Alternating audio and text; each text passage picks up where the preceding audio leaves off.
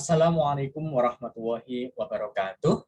Alhamdulillah kita berjumpa lagi dalam pembelajaran kita terkait mata kuliah kecerdasan buatan. Di sini saya akan melanjutkan bagaimana konsep Fuzzy Tahani. Sebelumnya kita sudah membahas 3 metode Fuzzy, gitu ya.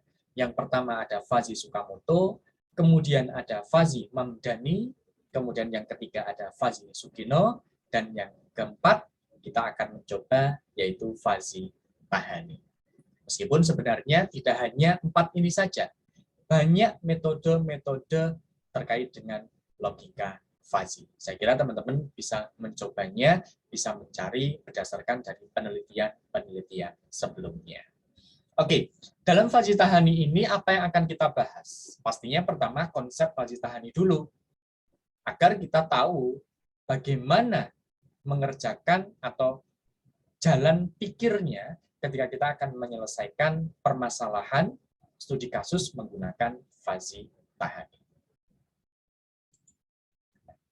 Sebenarnya kalau kita berbicara masalah Fuzzy gitu ya, sistem kerja metode Fuzzy Tahani ini tidak berbeda layaknya seperti Fuzzy Sukamoto, Mamdani maupun Sugino. Jadi memiliki 4 eksekusi tahapan.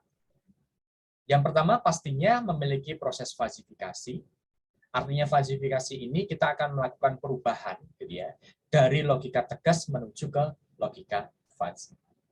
Kemudian yang kedua, proses pembentukan basis pengetahuan, event tadi, atau evaluasi rule lanjutnya. Kemudian yang ketiga ada proses inferensi dan komposisi. Dan yang terakhir, defazifikasi. Kita kembalikan dari bentuk logika fuzzy, kita kembalikan ke logika tegas. Kenapa perlu kita kembalikan ke logika tegas?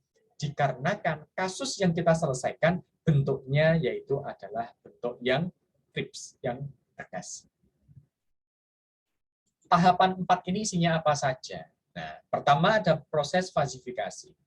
Proses fazifikasi merupakan suatu proses untuk merubah masukan logika tegas menjadi nilai masukan berupa fuzzy. Jadi berupa logika fuzzy, bentuk kabur ya, logika kabur.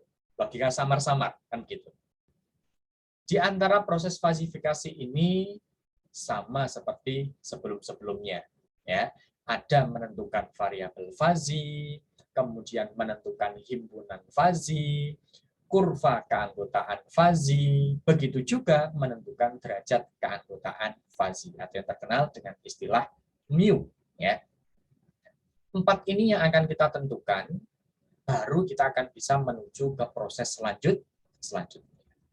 Setelah 4 ini kita temukan, kita akan menuju yang kedua. Yang kedua yaitu apa? Nah, proses pembentukan basis pengetahuan dan evaluasi rule. Proses pembentukan basis pengetahuan fuzzy dan evaluasi rule pada Fuzzy Tahani, kita menggunakan kaidah fungsi implikasi if then, jika maka. Dari semua pembangkitan jika maka itu akan kita evaluasi. Artinya evaluasi ini akan kita lihat bagaimana kelogisan dari setiap pembangkitan rule atau aturan yang telah kita bangun. Karena kita harus mengetahui, jangan-jangan rule atau aturan yang kita bangun ternyata tidak masuk akal. Artinya apa? Bertolak belakang dengan keadaan yang sesungguhnya. Nah, kalau misalkan itu bertolak belakang, pastinya kesimpulannya pun juga akan bertolak belakang. Kan begitu. Jadi dalam proses basis pengetahuan dan evaluasi rule, kita akan membangkitkan semua kemungkinan yang ada dulu, aturan yang bisa, baru setelah itu kita evaluasi. Kemudian yang ketiga ada proses inferensi dan komposisi. Di mana proses inferensi dan komposisi sistem Fuzzy Tahani, kita menentukan nilai firing strength-nya, atau yang terkenal dengan alfa predikat, dengan operator minimum. Jadi kita menggunakan operator minimum. Maka kita akan memilih alfa predikat itu minimum dari nilai derajat keanggotaan yang kita temukan. Maka kita pilih minimumnya berapa. Nah, perbedaannya dengan Fuzzy sebelumnya di sini. Dari masing-masing nilai firing strength, ya, artinya firing strength itu kan alfa predikat. Dari nilai-nilai firing strength atau alfa predikat yang kita temukan, gitu ya, yang lebih besar dari 0 itu akan kita gunakan. Untuk apa? Untuk merekomendasikan suatu keputusan dan yang akan digunakan untuk menentukan keluaran hasil inferensi secara tegas masing-masing rule. Jadi kita akan ngecek. Ketika kita menemukan suatu alfa predikatnya itu lebih besar dari 0, maka akan kita gunakan. Tapi kalau firing strength-nya itu nilainya 0, maka alfa predikat tidak akan bisa kita gunakan untuk menentukan Z-nya. Artinya, kita tidak akan menggunakan rule tadi. Karena berdasarkan dari satu rule, gitu ya, setiap rule akan menghasilkan suatu alfa predikat. Ketika alfa predikatnya 0, maka rule itu tidak kita gunakan. Artinya apa? Itu tidak kita rekomendasikan. Karena alfa predikatnya 0.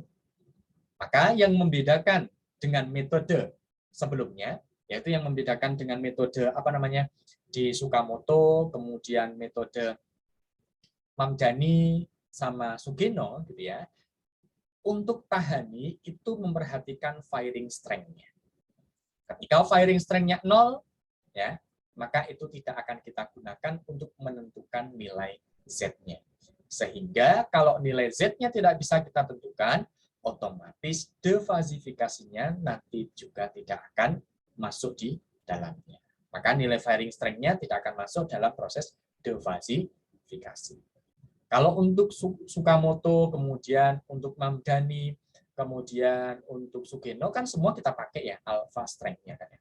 Firing strength-nya kan kita pakai alpha predikat. Begitu. Jadi yang membedakan di sini ya, Tahani harus diperhatikan bahwa apa? Firing strength-nya itu kalau 0, maka tidak kita rekomendasikan rule-nya. Maka dengan tersebut, rule itu gugur.